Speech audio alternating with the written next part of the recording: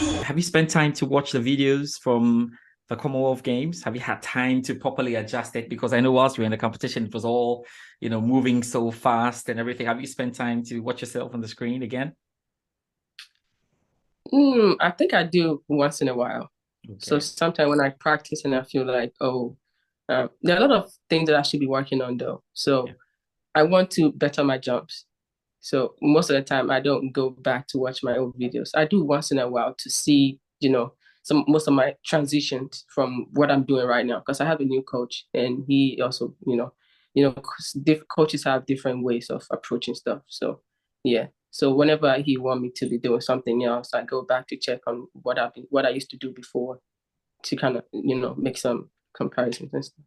Yeah, So yeah, yeah. yeah, I do once in a while. I know. Sometimes you're being hard, very, very hard on yourself, but obviously it was such an important milestone in your career to hit 6.94. Even though I'm sure you felt you probably could have gone in for silver or even for gold, but No, it was for it real, was a big yeah, milestone, wasn't it? after that jump, like to be honest, my Achilles was really hurting. Mm. Like it was so bad that we had to put to make a little heel so it doesn't hurt, but it was still hurting.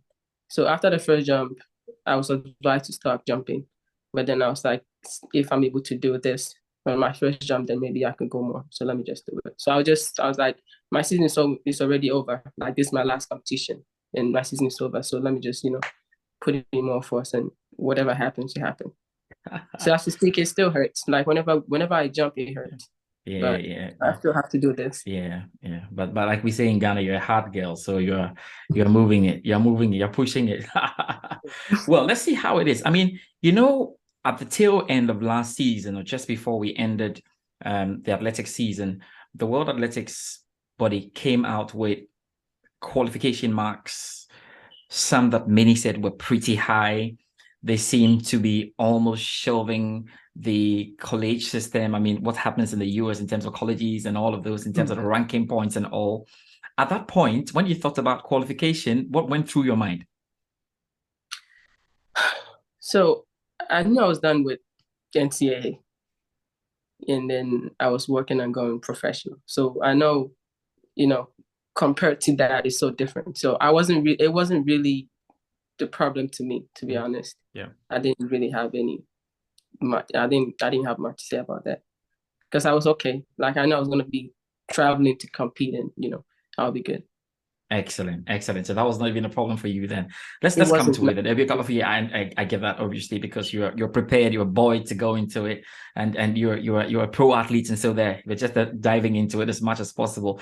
So Yeah. now tell me about the news. Okay, so when you heard you had qualified, did it come to you as a surprise anyway?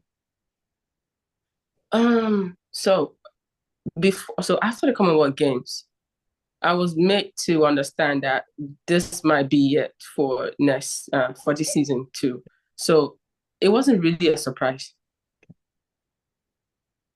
It wasn't really a surprise, but then after Commonwealth Games, I never heard anything about that anymore. So I was just here until I logged into Twitter, and then I saw you post, and I was like, yeah, so that's so true. So yeah, So the celebration was minimal because no, for real, yeah, but what was there any relief? Like qualification is, yeah, yeah, normally to be honest, no matter how great you are, you still want to get to qualify. So once that qualify yeah. when you know you're qualified, how what was the relief like?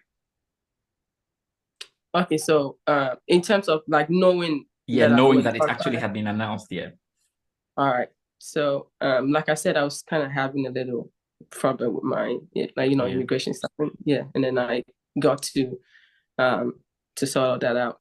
And before that, I was kind of like off training, like I was on and off because it was between knowing if I'll be able to travel or I'll just be here, like not knowing when I'll be good, when I'll be able to solve this immigration stuff that I'm talking about. Yeah. So I was kind of on and off training because if I'm not able to sort that out, then what am I training for? You know.